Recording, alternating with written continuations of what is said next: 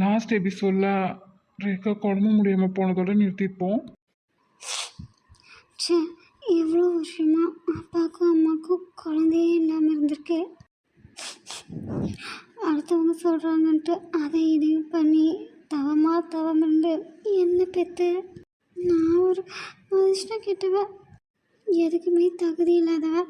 நான் பிறந்த நேரமாக என்னவோ எங்கள் அப்பா கஷ்டப்பட்டு படித்து ஐஏஎஸ் ஆகி அந்த பதவி போய் என்னால் வீட்டில் சண்டை வந்து அதுக்கப்புறம் இங்கே வந்து இப்படியெல்லாம் கஷ்டப்படுறாங்க. கஷ்டப்பட்டாலும் பரவாயில்ல, ஆரோக்கியமாக இருந்தால் சரி. அம்மாவுக்கும் உடம்பு முடியாமல் அவங்களுக்கு உதவி செய்யலான்னு நான் வேலைக்கு போய் இப்போ எனக்கு உடம்பு முடியாமல் அப்பா பாவம் எங்கள் 2 பேர்த்தையும் பார்த்துக்க முடியாமல் வேலையும் எதுவும் பண்ண முடியாமல் ரொம்ப கஷ்டப்படுறாரு. அம்மாக்காவது பரவாயில்ல, கையை உயர்த்தாமா வெயிட்டெல்லாம் லிஃப்ட் பண்ணாமல் இருந்தால் ஓகே. ஆனால் எனக்கு என்னன்னே தெரியலையே, நான் இப்போ இவங்களுக்கு பாரமாலாம் இருக்கேன். ஒரு நாள் ஒரு வாரம்னா கூட ஓகே, கிட்டத்தட்ட 5 மாதம் ஆயிடுச்சு. எவ்வளோ தடவை ஸ்கேன் பார்த்து மோஷன் யூரின் டெஸ்ட் பண்ணியும் ஒன்றுமே டாக்டர் சொல்ல மாட்டாங்களே. இப்படியே இருந்தால் அப்பா என்னதான் பண்ண போகிறாரு? பேசணும், நம்ம வீட்டை விட்டு எங்கேயாவது போயிடலாமா? நம்மளால தானே இவங்க கஷ்டப்படுறாங்க.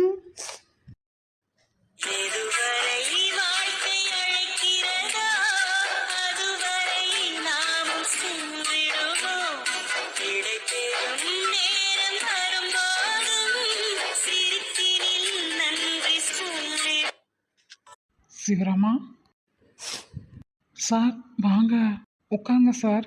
பிள்ளைக்கு எப்படி இருக்குன்னு பார்த்துட்டு போகலான்னு வந்தேன். என்னங்க சார் பண்ணுறது, எல்லா இடத்துலையும் பார்த்துட்டோம், இன்னும் அப்படியே தான் இருக்குது. ரேகா, ரேகா.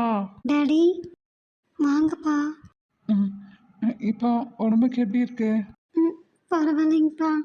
சிவராமா, அடுப்படியில் ஜூஸ் கொண்டு வந்தேன், அங்கேயே வச்சுட்டு வந்துட்டு எடுத்துகிட்டு வாயா. இது வரேங்க சார். வாமிட் எல்லாம் வந்தாலும் பரவாயில்ல ரேகா, நல்லா சாப்பிடு என்ன. சரிங்கப்பா. சார், பிள்ளைக்கு குடியா? இந்த ரேகா குடிசாமி. என்ன ஜூஸ்ப்பா? கொஞ்சம் கசக்குதா ரேகா? சர்க்கரை எடுத்துட்டு வரட்டா? சர்க்கரை எல்லாம் கொடுக்காத சிவராமா, கசப்பு உடம்புக்கு நல்லது தான். இல்லை சார், புள்ள மேலே இருக்கிற பாசத்தில் சொல்கிறேன், அவளுக்கு நல்லாக வேண்டாமா? கொஞ்சம் பொறு. சரிங்க சார். குடிச்சிட்டேன்ப்பா. கசக்குதா? குடிக்கிற மாட்டுக்கு இருக்கா? கசப்பா தோற்பான்னு கரெக்டாக தெரியல, ஆனால் ஒரு மாதிரியாக இருக்குப்பா. டெய்லி 2 வேளை கொண்டாடுறேன், ஒரு வாரம் குடி பார்ப்போம். சரிங்கப்பா. என்ன ஜூஸுங்க சார் அது? இதில் மட்டும் பிள்ளைக்கு நல்லாயிருட்டும், அப்புறம் சொல்கிறேன். இல்லைங்க சார், ஏற்கனவே எத்தனை டாக்டர்கிட்ட பார்த்து மருந்து மாத்திரையெல்லாம் தின்னாலும் பரவாயில்ல, இதையும் குடிக்கட்டும் பார்க்கலாம். சரிங்க சார். ரகுபதி சார் சொன்ன மாதிரி ஒரு வாரம் அந்த ஜூஸை கொண்டு வந்தாரு. ஆனால் அந்த ஜூஸை குடித்ததும் ரகுபதி சார் இருக்கிற வரைக்கும் எதுவும் காமிச்சிக்க மாட்டான். அவர் அந்த சைடு போன அடுத்த நிமிஷம் துடிப்பா, புரண்டு அங்கிட்டும் இங்கிட்டும் அப்படி உருளுவான். அப்போ ஒரு தடவை என்னை விட ஒரு துரதிருஷ்டசாலியை இந்த உலகத்துல பார்க்கவே முடியாது பாட்டி. என் தலையெழுத்தும் சரியில்லை, என் விதியும் சரியில்லை, எனக்கு அதிர்ஷ்டமும் இல்லைன்னும் போது யாரால என்னை காப்பாற்ற முடியும்? அதெல்லாம் மட்டும்தான் போச்சுன்னு பார்த்தா எனக்கு இருந்தவங்களே இப்ப என் கூட எல்லாமே போயிட்டாங்க. ரேகா மிஸ், இந்த சைடு வந்தானா அதை பார்த்துட்டு போகலான்னு வந்தேன். உட்காருங்க மிஸ், ஏதாவது சாப்பிட எடுத்துட்டு வரேன். உட்கார அளவுக்கு இங்கே என்ன இருக்கு? சாப்பிடலாம் எதுவும் வேண்டாம், அதுவும் உன் கையால. நீ உடம்பு முடியாம போகவும் இங்க கீரை எடுக்க வரவங்க, பூ எடுக்க வரவங்கன்னு ஆரம்பிச்சு உங்க கடைக்கு வரவங்க எல்லாருமே வேலையை விட்டு நின்றுட்டாங்களாமாவே. சும்மாவா சொன்னாங்க எல்லா வினைக்கும் ஒரு எதிர்வினை உண்டுன்னு? அன்னைக்கு ஸ்கூல்லேருந்து என்ன நிறுத்தி ஸ்கூலை க்ளோஸ் பண்ணி என்னோட ஃபியூச்சரையே அழிச்சிங்க எல்லாரும் சேர்ந்து. இன்னைக்கு கடவுள் உனக்கு திருப்பி வச்சு செய்கிறாரா? இப்போ மறுபடியும் எல்லாரும் வேலை இல்லாமல் தானே இருக்கீங்க. அதே குப்பைமேட்டில் போய் பொறுக்கி தானே நீ நிற்கிங்க போகிற. ஏற்கனவே உடம்புல என்ன பிரச்சனைன்னு தெரியல, இதில் மோடி நீ குப்பைமேட்டில் பொறுக்கி சாப்பிட்டு அதுக்கப்புறம் நீ உயிரோட இருப்ப.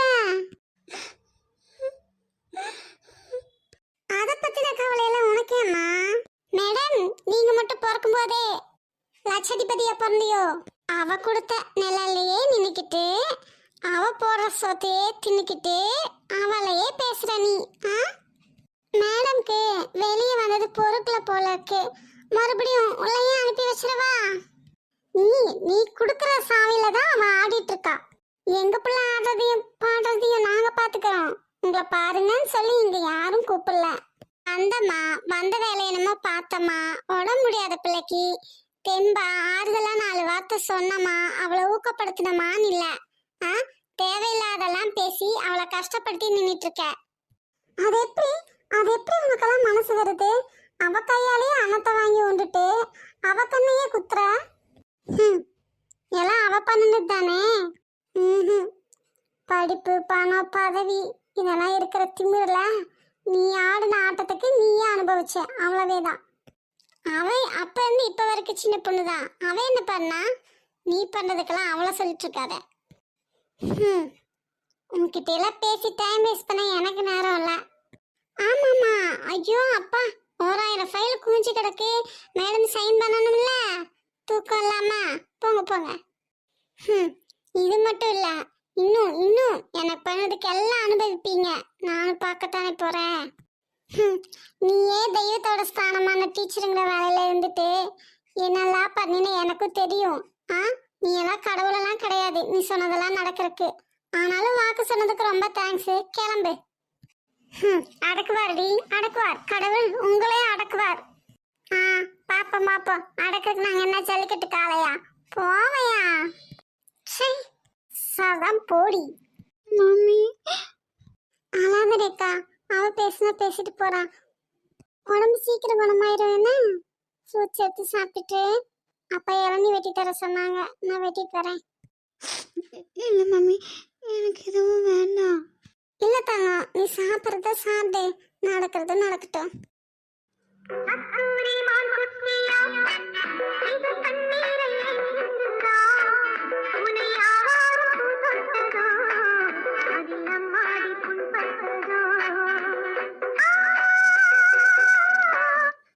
அந்த மிஸ்ஸு உங்கள் அம்மா சொன்ன மாதிரி ரேகா கிட்டேயே சரணடைஞ்சிட்டு அப்போ கூட அடங்கலையா? அதெல்லாம் அடங்குற ஆளா? ஏன் விக்கி நீங்க வேற. அதுவும் அடங்காது, இவளும் அடங்க மாட்டா. என்ன பேசி என்ன பண்ணாலும் தான் செய்யறத செஞ்சேதான் தீருவேன்ட்டு இன்னும் செஞ்சுத்தானே இருக்கா. ஆனா அதுவும் பாத்தீங்களா விக்கி, வெக்கமான சூடு சொன்னேன், எதுவுமே இல்லாம எத்தனை பண்ணுவாங்கனாலும் இங்கேயே உட்காந்துட்டு இருக்கு. எங்க அம்மா என்னதான் ஆறுதல் சொன்னாலும் ரேகாக்கு மனசு கேட்குமா என்ன? தன்னால தானே அப்பாவும் அம்மாவும் கஷ்டப்படுறாங்க. அதனால அம்மா நினைச்ச மாதிரி அப்பாவை எப்படியாவது ஒரு நல்ல இடத்துக்கு கொண்டு வந்து நிறுத்தணும் அப்படின்னு நினைச்சிட்டே இருந்தான். ஆனா ரொம்ப முடியாம போயிடுச்சு அவளுக்கு.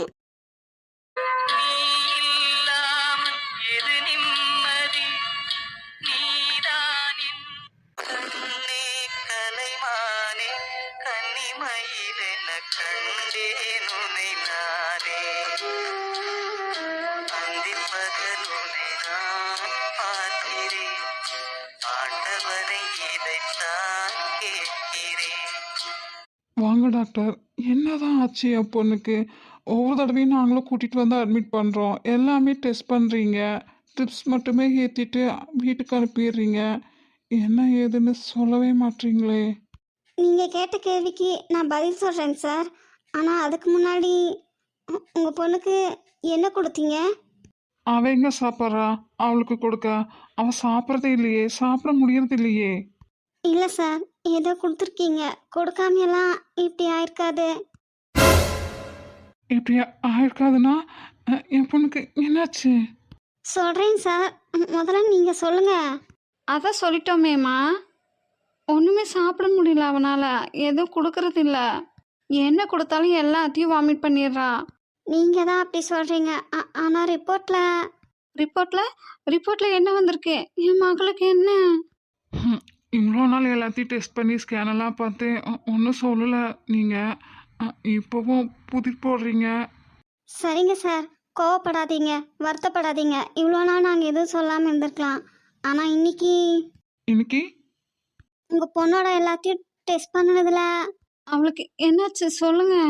உங்கள் பொண்ணோட உடம்புல கொக்கி புழு இருந்திருக்கு. என்னது? என்ன சொல்கிறீங்க? நம்மளுக்கு தீங்கு விளைவிக்கக்கூடிய புழுக்கள் நிறையா தரையிலையும் நீர்லேயும் இருக்கும். அதில் ஒன்று தான் கொக்கி புழு.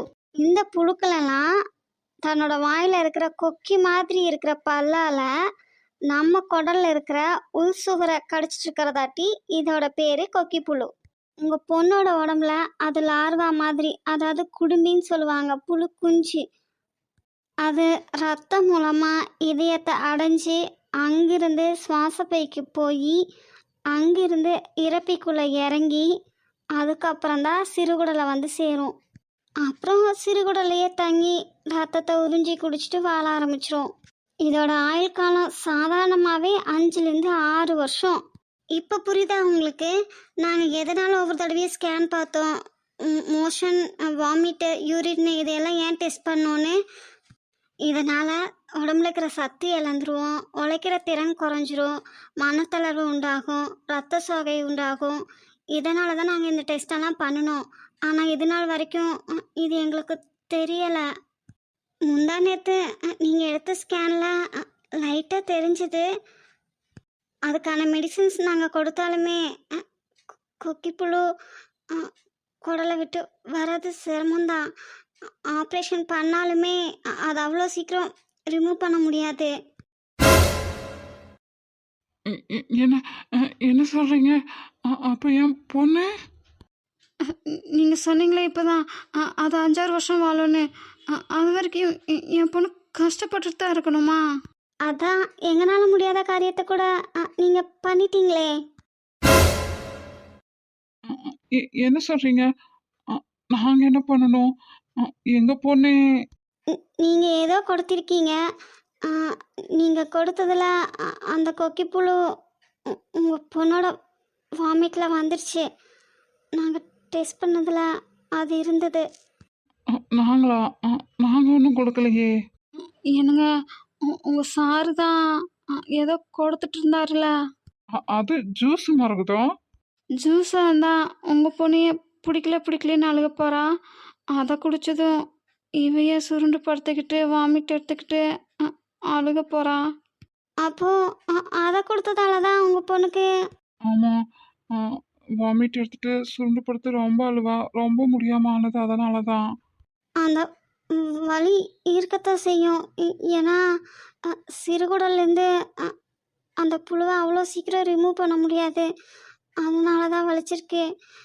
இப்போ நீங்கள் கொடுத்தது மாதுளை செடியோட வேரோட ஜூஸு. ஏம்மா, உனக்கு என்ன வேணும்? அவங்கள நோண்டி நோண்டி கேள்வி கேட்டுட்ருக்க. இல்லைங்க சார், நாங்களும் மெடிசின்ஸ் எல்லாம் கொடுத்தோம். ஒவ்வொரு தடவையும் எனிமா கொடுத்து ட்ரிப்ஸ் இறக்கி தான் அனுப்புகிறோம். வீட்லேயும் பாவக்காய் ஜூஸ் எல்லாம் நிறையா கொடுக்க சொன்னோம். அப்படி இருந்தும் கொக்கி புழு வெளியே வரல. மாதுளை வேரோட ஜூஸ் குடிச்சா வெளியே வந்துருமான்னு கேட்குறியா? ஆமாங்க சார். உடம்புக்கு உணவோட 6 சுவையும் தான் தேவைப்படுது. இனிப்பு எடுத்துக்கிட்டு கசப்பா லைட்டாக உப்பா மட்டும் சேர்த்துக்கிட்டா போதுமா? அதான் உடம்புல இருக்கிற தீங்கு விளைவிக்கக்கூடிய அழுகுகளை எல்லாம் வெளியேற்றுது. அதைத்தானே அதிகம் சேர்த்திக்கணும். அதுதான் அருகம்புல், பாவக்காய், கோவக்காய் ஜூஸா பொரியலால் சேர்த்திக்க சொன்னமே. ம் அப்போ வேற எந்த சுவையும் உணவுல சேர்த்திக்க வேண்டிய அவசியம் இல்லையா? கசப்பை விட துவர்ப்பு நல்லது. கொஞ்ச நாள் பழம்லாம் வாங்கிட்டு போய் கொடுத்து மாதுளை பழத்தையெல்லாம் சாப்பிட வச்சேன். இருந்தாலும் மேக்ஸிமம் எல்லாரும் ஜூஸாக தானே குடிக்கிறீங்க. அதில் பாதி சத்து தான் கிடைக்கும். இது இனி வேலைக்காகாது. பிள்ளைய காப்பாற்றி ஆகணுமே. அதனால தான் என்ன கொடுக்குறேனே சொல்லாமல் நானே இளம் மாதுளை செடியோட வேற ஜூஸாக மாற்றி கொண்டு போய் கொடுத்தேன். இப்போ நினச்ச காரியம் நடந்துருச்சுல்ல. ம் இப்போ எங்கள் பொண்ணுக்கு எனிமா கொடுத்து ட்ரிப்ஸ் போட்டிருக்கேங்க சார். பிளட் ரிப்போர்ட் வந்ததும் தேவைப்பட்ட பிளட் ஏற்றிக்கலாம். பிளட் ரிப்போர்ட் கொண்டு வாங்க. நானும் WBC RBC பிளேட்லெட்ஸ் எல்லாம் எவ்வளோ இருக்குன்னு பார்க்கணும். சரிங்க சார். ரொம்ப தேங்க்ஸ் தேங்க்ஸ் சார். சார். இருக்கட்டும், யாருக்கு செஞ்ச? நம்ம பிள்ளைக்கு தானே. ரேகா, தேங்க்ஸ்ப்பா. இருக்கட்டும்மா. இப்போ லைட்டாக ஸ்டொமக் பெயின் இருக்கு. அப்புறம் டாக்டர்கிட்ட சொல்லலையே ரேக்கா நீ? அது அது கொஞ்சம் பெயின் இருக்குன்னு சொன்னாங்களங்க. ஹம், ஒரு புழு உன்னை படாத பாடுபடுத்திடுச்சு பார்த்துக்கோ. அதைத்தான் அவளும் யோசிச்சுட்டு இருக்கா போல இருக்கு. நீ நீ அந்த மாதிரி வேலைக்கெல்லாம் போகாத ரேக்கா. மம்மி. நாங்கெல்லாம் இருக்கோம்லடா, பார்த்துக்கலாம். ம், சரிங்கப்பா. சார், சத்யாவும் ஏதோ மீட்டிங்கில் இருக்காங்களாம். பிள்ளைக்கு ரொம்ப முடியல. நாங்கள் வர லேட் ஆகும் போல இருக்கு. நீங்கள் ஒரு எட்டு போய் பாருங்க, நாங்கள் அதான் வந்தேன். சரிங்க சார். கொக்கி புழு, இதை நான் எங்கேயோ கேட்ட மாதிரி இருக்கே அம்மு. ம், ரமேஷ் கீதை உங்ககிட்ட சொல்லியிருப்பாங்க. ம்ஹும். இது நீயும் ரேக்காவும் ஒருத்தங்க வீட்டுக்கு வருவீங்களே. வீட்டுக்கா? ஐயோ, உங்க பேர் ஞாபகம் இல்லை. இந்த சாரி, சால்வா, இதுக்கெல்லாம் கொஞ்சம் போகிறதுக்கு முடிச்சு போடுவாங்களே அதுவா? ஆ ஆ, அதுக்கு நெசவு நெய்கிறவங்க ஒருத்தங்க வீட்டுக்கு வருவீங்களே. ஆ, யமுனா காயத்ரி. அங்க அப்போ ஆ, ஆமா. அப்போ ஒரு தடவை அது ரேகா அப்பாக்கு. அ- அது கண் ஆப்ரேஷன் தானே பண்ணீங்க? எங்க அப்பா கூட என்னையும் வித்யாவையும் ரமேஷ் வீட்டில் விட்டுட்டு பார்க்க வந்தாரே. அதான் கண்ணுல விக்கி கண்ணுல இருந்தது அது கொக்கிப்புழு. கண்ணுல? ம், ரேகா ஹாஸ்பிட்டல்ல இருந்து வந்து ஒரு 10 நாள் அதுக்கப்புறம் தேறிட்டா. ஏதாவது பண்ணி ஆகணும்னு கீரையும் பூவுமே விற்க போனா. ரேகா அம்மாவும் அப்பாவும் டெய்லரிங் ஒர்க் தான் விடிய விடிய உட்காந்து பார்ப்பாங்க. ஆளுங்க இல்லைல்ல, வர அடசை முடிச்சு கொடுக்கணும்ல. அதனால கீரையும் பூவும் விற்று வந்த காசுல கொஞ்சம் மிச்சம் பண்ணி ஒரு 300 ரூபாயில அந்த டெய்லரிங் கடை முன்னாடியே சின்னதாக ஒரு கடை போட்டா ரேகா. ஏதோ கொஞ்சம் போல கீரையும் பூவும் கிடைக்கும், அதுக்கு கடையா? அதுக்கு ஒன்றும் கடையில்லை. ஆள் போட்டு முதல் மாதிரியே குழந்தைங்களுக்கு கொடுத்து விடுற ஸ்நாக்ஸு, கொஞ்சம் போல ஸ்வீட்ஸு இதெல்லாம் செஞ்சு விற்க ஆரம்பித்தாங்க. டெய்லரிங் ஷாப்பில் ஆர்டர்ஸ் இல்லை அப்படின்னா கஸ்டமர்ஸ்க்கும் தைச்சு தருவாங்க. அப்படி யாராவது வரும்போது கடையிலையும் பொருள் வாங்கிட்டு போவாங்கல்ல. அதே மாதிரி இந்த கடைக்கு வரவங்க ஸ்டிச் பண்ணவும் ஏதாவது தருவாங்கல்ல. ஓ, அப்படி ஒரே கலர் ரெண்டுமாங்க. ம், அப்படி பண்ணிட்டு இருக்கும்போது தான் ஒரு 10-15 கடையில் இந்த மாதிரி ஸ்நாக்ஸ் எல்லாம் போடுறதுக்காக ரேகா அப்பா போவாங்க. அப்படி போயிட்டு வந்துட்டு இருந்தவர் தான் இந்த பாலம்லாம் கட்டுவாங்கள்ல, அந்த மாதிரி இடத்துல தூசெல்லாம் விழுகும்ல, மண்ணெல்லாம் பறந்து அந்த மாதிரி ஏதோ விழுந்துதான். அதில் கண்ணு பெயின் ஆகுதுன்னு சொன்னவர் தான் ட்ராப்ஸ் எல்லாம் வாங்கி விட்டு பார்த்து ஐ செக்கப் எல்லாம் பண்ணினதுல தான் உள்ள ஏதோ இருக்குன்ட்டு பார்க்கும்போது கண்ணோட ரெட்டினால கொக்கி புழு இருந்தது. ஓ, அப்புறம் அது ஆப்ரேஷன் பண்ணி தான் ரிமூவ் பண்ணணும் அப்படின்ட்டு ஆப்ரேஷன் பண்ணும்போது அந்த நரம்புல நல்லா அதோட கொக்கி இதாயிடுச்சு. வரவே இல்லை, ரொம்ப பெயின் ஆச்சு, எடுக்கிறது சிரமமாக இருந்துச்சு அப்படின்னு சொன்னாங்க. ஆக மொத்தம் ஒருத்தர் மாற்றி ஒருத்தர் படுத்துட்டே இருக்கணும்ல. ம், அதுக்கப்புறம் ரேகா காய்கறி, கீரை, தேங்காய் இந்த மாதிரி தோட்டங்களில் வாங்கி அதை வந்து சந்தைக்கு கொண்டு போய் விற்பான். அதில் கொஞ்சம் நல்லாவே காசு வந்துச்சு. லீவ் டேஸில் மட்டும் போவான். அப்புறம் அந்த காசெல்லாம் வச்சு மாடு வாங்கலாம் அப்படின்னு சொல்லி வாங்கினாங்க. ஹெல்த் காஃப்னு ஒரு டீ ஷாப் இருக்கே, அதுக்கு தானே பாலுக்கு ஒரு ஒரு வேன் கூட போகுதே அதுக்கு. அது இவங்களுக்கு தான். ஆனால் அதுக்காக இல்லை விக்கி, கொஞ்சம் பாலெல்லாம் விற்பனை பண்ணுவாங்க. அப்புறம் இவங்க செய்கிற ஸ்வீட்ஸுக்கு வெண்ணெய், நெய் இதெல்லாம் தேவைப்படும்ல, அதை இவங்களே ப்ரிப்பேர் பண்ணிக்கிறதுக்கு மீதம் தான் சேலம் பண்ணாங்க. அப்புறம் அது டெய்லிங் கார்மெண்ட்ஸு இந்த ஸ்வீட்டு அதெல்லாம் செய்கிறவருக்கு ரெண்டுமே நல்லா தான் போயிட்டு இருந்துச்சு.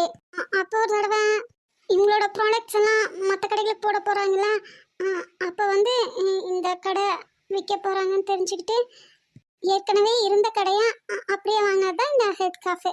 அதனால தான் நேமு இல்லை, அங்கே கொடுக்குற ஐட்டம்ஸு எதுவுமே சேஞ்ச் பண்ணல, அப்படியே கன்டினியூ பண்ணிட்டாங்க.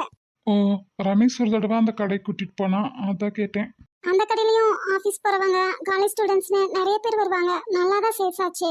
அப்புறம் பாரம்பரிய காஃபி கடை அப்படின்னு சொல்லி அதுக்குள்ளேயே சிறுதானிய உணவகமும் ஸ்டார்ட் பண்ணாங்க. காஃபி கடையா?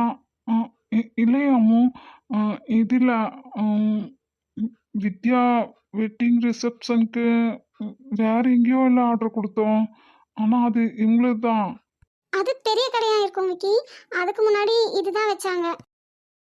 நீங்க சொல்றது இயற்கை ஃபேமிலி ரெஸ்டாரண்ட். அங்க நான்வெஜ்ஜும் இருக்கும் வெஜ்ஜும் இருக்கும்.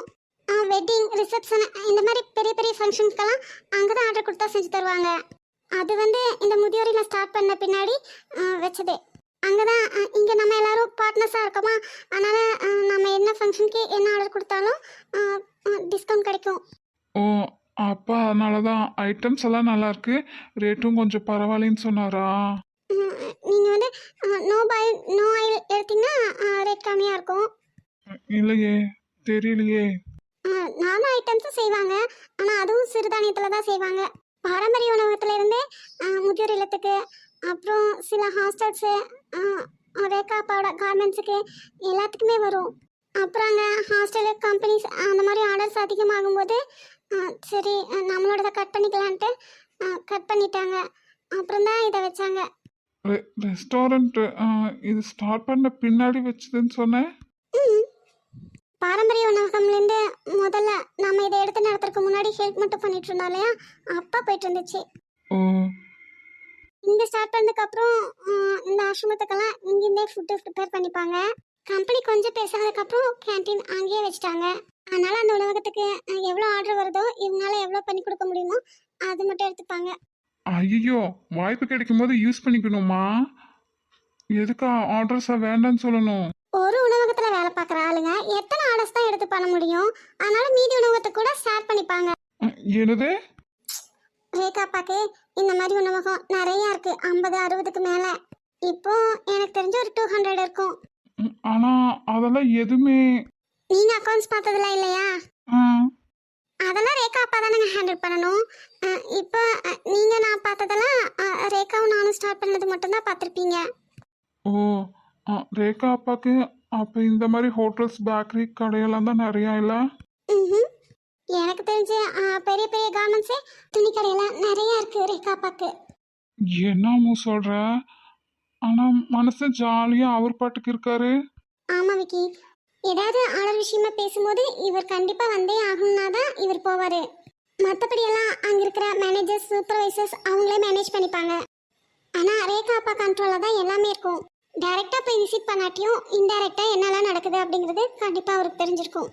அடுத்தவங்க கிட்ட ஆர்டர் வாங்கி கவர்மெண்ட்ஸ் ரன் பண்றதெல்லாம் கொஞ்ச நாள் தான் பண்ணாங்க. அதுக்கப்புறம் மற்றவங்க இவங்க கிட்ட ஆர்டர் வாங்குற அளவுக்கு வளர்ந்துட்டாங்க. ஆனா முதல்லலாம் கார்மெண்ட்ஸில் எப்பவுமே ஆர்டர் கிடைக்குன்னு சொல்ல முடியாதுல்ல, அதனால் அதில் கொஞ்சம் லாபம் கிடைக்கும் போது இந்த மாதிரி கடைகளை தான் ரேகா அப்பா வச்சாங்க. அப்புறம் கார்மெண்ட்ஸு இந்த மாதிரி ஹோட்டல்ஸ் மட்டும் இல்லாமல் பேக்கரிஸும் இருக்கு. அது அது வந்து சிறுதானிய வர்க்கி, பர்பி, நொறுக்கு தீனி, அவல் மிச்சரு, முறுக்கு, நூடுல்ஸு, அப்புறம் நட்ஸு, சீரியல்ஸு, இதெல்லாம் ப்ரிப்பேர் பண்ணுற பயோட்டின் பாக்ஸு, பிஸ்கட்ஸு, அப்புறம் கிழங்குலேருந்து தயாரிக்கிற சிப்ஸு, இதெல்லாம் சேல் பண்ணுறதுக்காக ஐ மீன் இங்கேருந்து வெளியூருக்கெல்லாமே எக்ஸ்போர்ட் பண்ணுவாங்க. அது இல்லாமல் இந்த மசாலா பொருட்கள் தயாரிக்கிறது, அப்புறம் வடகம்லாம் இருக்குல்ல, அப்புறம் அந்த மாதிரி ப்ரிப்ரேஷன் இதெல்லாமே வந்து பண்ணுறாங்க. இதெல்லாம் தான் ரேகாப்பாவோடைய பிஸ்னஸ்ஸு. இதில் வர அமௌண்ட்ஸ் எல்லாம் வச்சு தான் இந்த ஆசிரமத்துக்கான இடம் வாங்கி கட்டினது எல்லாமே. இதுக்கு நம்மளும் பார்ட்னராக இருக்கோம். ஆசிரமத்துக்கும் நீயும் ரேகாவும் ஸ்டார்ட் பண்ண பிஸ்னஸ்க்கும் தானே பார்ட்னராக இருக்கும். ரேகா அப்பா பிஸ்னஸ்க்கும் நம்மளுக்கும் எந்த வித சம்மந்தமும் இல்லை. ஆனால் நாங்கள் 2 பேரும் எல்லாத்தையும் பார்த்துக்குறோம்ல, மேக்ஸிமம் ரேகா தான் பார்த்துப்பா. ஆனால் ரேகா அப்பாவும் எல்லாமே பார்த்துப்பாரு. நாங்கள் 2 பேரும் தான் எல்லாத்தையும் பார்க்கணுங்கிற அவசியம் இல்லை. ஜாப் போக ஆரம்பிச்சதுலேருந்து சண்டே ஒரு நாள் தான் லீவு.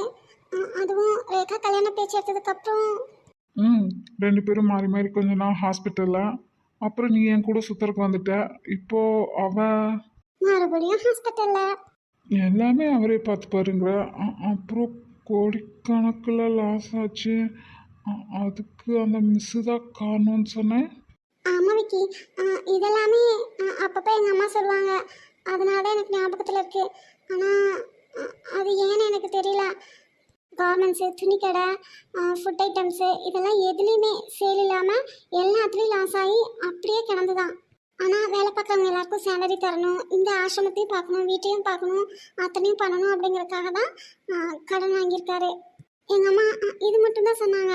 எதனால அப்படின்னு சொல்லலாம். ஆனா இதுக்கெல்லாம் ஒரு காரணம் வந்து இந்த மிஸ் தான். கடனை ப்ராடக்ட் சேல் ஆகாம இருந்தது, இதுலலாம் இருந்து ரெக்கவர் பண்ணி கொண்டு வந்ததும் ரேகா தான். அது எப்படி கொண்டு வந்தா அதெல்லாம் சொல்லல. ஆமா, நானும் ரொம்ப நேரமா கேட்கணும்னு நினைச்சிட்டே இருக்கேன். ஏற்கனவே 10 நிமிஷத்துக்கு மேலே நம்ம தான் ரம்பம் போட்டிருக்கோம். மக்கள் அதுக்கே தெரிச்சு ஓடிடுவாங்க. இதில் நீ வேற வம்பெடுத்துட்டு உட்காந்துருக்க. அப்போ அந்த மக்களையே கட்டிட்டாலு என்னை விட்டுடு. வாய் இருக்குதுன்னு ரொம்ப பேசினேன். உன்னை தனிக்குள்ளே போட்டு போட்டு இந்த முதல் மரியாதை படத்துல ஒரு பொண்ணை தனிக்குள்ள போட்டு போட்டு சாகடிப்பாங்களே, அந்த மாதிரி செஞ்சிருவியோ? சி தெரியாம வாயில் வந்துருச்சு தாயே. அந்த மாதிரி கேவலமான எண்ணம்லாம் எனக்கு இல்லை. ஆமா, அப்படியே நம்பிட்டேன். என்னமோ இப்போ பிரச்சனை உனக்கு? சொல்லுங்கக்கா. அது என்னங்க என்னங்க சத்யன் சத்யன். என்ன? இல்ல, நான் எவ்வளவு நேரமா கூப்பிட்டு இருக்கேன். அப்ப என்னத்த யோசிச்சுட்டு இருக்கீங்க? ஒன்றும் இல்லை. ஒண்ணு இல்லாம தான் நீ அப்பெல்லாம் அவ்வளோ கோவப்பட்ட. உன் மகன் கூப்பிடலையா என்ன? பேச்ச மாத்தாதீங்க. என்ன அந்த மீனாட்சி என்ன பிரச்சனை பண்ணா? எதுக்கு அண்ணா அவசரமா கூப்பிட்டாரு நீங்க போனீங்க? அவளுக்கு வேற வேலை என்ன? இல்ல, ஏதோ இருக்கு என்கிட்ட மறைக்கிறீங்க.